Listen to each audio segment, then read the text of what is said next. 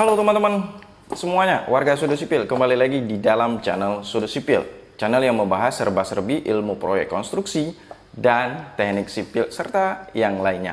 Oke teman-teman, kemarin saya sempat masuk DM dan banyak yang mengatakan, "Bang, ada YouTuber nih yang mengatakan bahwasanya pondasi batu kali atau batu gunung atau batu belah itu nggak penting.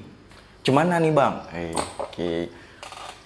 Satu hal yang perlu saya sampaikan, dan juga bagi YouTuber ataupun yang bukan dari basic teknik sipil, bahwasanya pondasi batu kali itu adalah salah satu daripada tipikal pondasi dangkal. Oke, saya ulangi, pondasi batu kali, batu gunung atau batu belah atau pondasi batu adalah salah satu tipikal pondasi dangkal, dan itu termasuk di dalam pondasi yang diakui serta termasuk dalam ilmu teknik sipil dan terstandarisasi. Oke, jadi bukan cuma pondasi tapak, bukan pondasi footplate, pondasi batu kali juga. Jadi pondasi batu kali ini di dalam konstruksi sederhana untuk rumah satu lantai mempunyai fungsi atau kapasitas sebagai pondasi utama. Oke, nah ketika menjadi dua lantai, ketika untuk menghadapi stabilisasi tanah yang kurang ataupun labil, maka pondasi batu kali membantu pondasi tapak untuk mengcover atau meredam daya desak tanah. Oke, nah itu fungsi yang paling sakral bagi bangunan, yaitu pondasi. Nah, pondasi batu kali termasuk itu.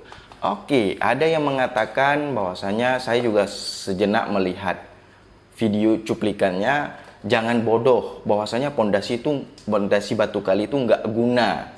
Terus kalau pondasi nggak guna, apa yang harus kita pakai? Apakah untuk konstruksi rumah satu lantai harus memakai tapak? Itu pemborosan. Oke, dan dengan pondasi batu kali yang murah itu sudah memenuhi, gitu. Dan kemudian yang perlu saya sampaikan, secara ilmu teknik sipil, pondasi batu kali untuk rumah satu lantai ataupun dua lantai bukan sebatas aplikasi saja. Misalnya lebar atasnya 20 atau 30, itu sesuka hati dengan lebar bawah 80, 50. Itu nggak seperti itu guys. Yang namanya pondasi itu secara ilmiah, secara keilmuan, kita harus menghitung dulu pembebanan daripada bangunan tersebut. Baru bisa kita tentukan lebar atas, misalnya paling sedikit kita ambil 25 cm.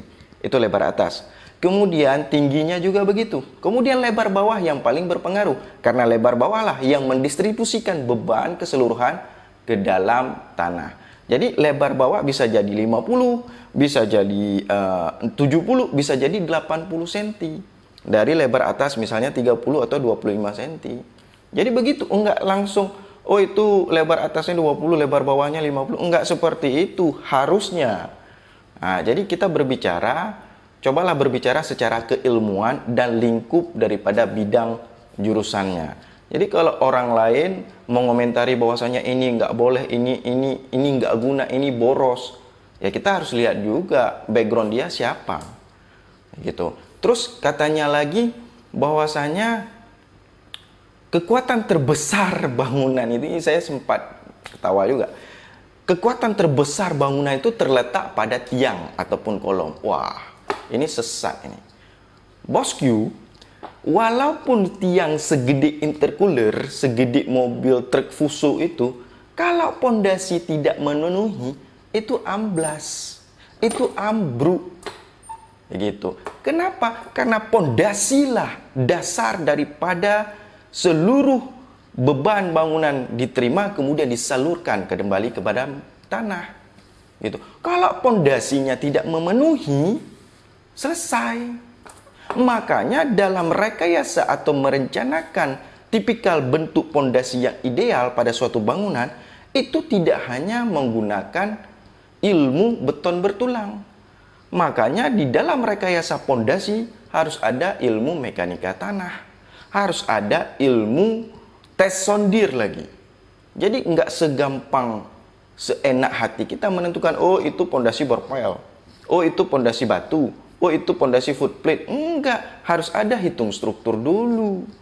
Jadi kalau dikatakan kekuatan terbesar bangunan ada di tiang, itu sesat gitu. Itu salah. Makanya saya bilang segede apapun tiang, kalau pondasi tidak memenuhi, jebol. Dan yang perlu diketahui oleh khalayak ramai dan awam, bahwasanya yang namanya struktur makin ke atas itu harus makin ringan. Contoh, misalnya kita membuat rumah 2 lantai. Lantai 1 kolomnya atau tiangnya itu 25-25. Oke? Kok lantai 2 itu bisa dipasang 15-20. Untuk apa? Untuk memperingan struktur dari atas. Makanya untuk bangunan usahakan struktur itu seringan mungkin. Jangan dibebani yang berat. Contoh misalnya penggunaan rangka kuda-kuda baja ringan menggunakan penutup atap genteng. Itu sudah tidak cocok. Itu sudah bukan pasangannya lagi. Karena kuda-kuda baja ringan itu mempunyai batasan maksimal beban yang diterima. Jadi beban itu bukan cuma dari atap atau penutup atapnya saja. Ada beban hujan, ada beban angin, dan beban lain-lain. Apalagi kita hidup di barat itu ada beban salju. Oke? Nah, jadi kembali lagi kita ke pondasi. Bahwasanya pondasi itu sangat penting, apalagi untuk konstruksi rumah sederhana 1 lantai. Nah, bagaimana dengan 2 lantai? Oke, saya kasih gambaran. Ada satu video, bisa langsung kamu lihat di sini. Nah, kawan sudut sipil, pentingnya pondasi batu kali di konstruksi rumah 2 lantai, di mana pada studi kasus ini tidak memakai batu kali. Maka ketika beban diberikan oleh si kolom menyalurkan langsung ke pondasi, kemudian si pondasi menyalurkan ke tanah dasar, maka tanah dasar ini mempunyai sifat daya desak kembali. Oke, seperti ini. Nah, ketika tidak ada batu kali sebagai coveran, maka dia daya desak ini akan langsung menyerang batang slof. Dan berpotensi batang slof ini apabila tidak sanggup menerima hal itu, maka akan terjadi retakan dan patahan. Oke? Nah, itulah kenapa pondasi batu kali itu penting bagi bangunan. Karena ada yang namanya daya desak daripada si tanah. Jadi ketika daya desak itu sangat kuat dan tidak ada yang mengcover atau meredam, maka akan menyerang batang slof. Dan slof itu potensi retak hingga patah. Ketika sudah patah, maka bangunan atau rumah atau gedung akan turun. Terima kasih.